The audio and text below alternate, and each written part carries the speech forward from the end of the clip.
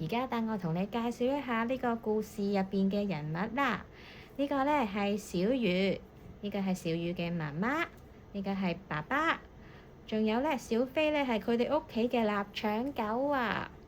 小魚呢，佢有時講嘢太興奮，好急同人分享佢嘅經歷嘅時候呢，人哋呢就未必明白佢呢想講乜嘢喎。呢件事呢令到佢有啲困擾喎。有一日，小飛呢就喺草叢度揾到一個神奇嘅背囊喎。小飛就將呢個背囊帶俾小魚。原來呢，背囊入邊有好多法寶，可以幫小魚講嘢講得更好、更清楚㗎。我哋一齊睇下有啲乜嘢法寶啦。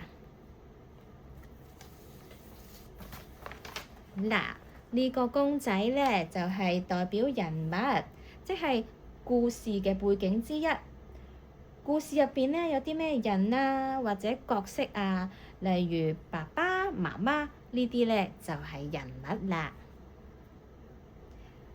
跟住呢，呢隻手錶呢，即係時間啦。佢都係故事嘅背景之一。手錶可以俾我哋睇時間，所以呢，手錶就代表住故事係喺幾時發生嘅，例如係咩節日啦、幾點鐘啦，同埋星期幾等等。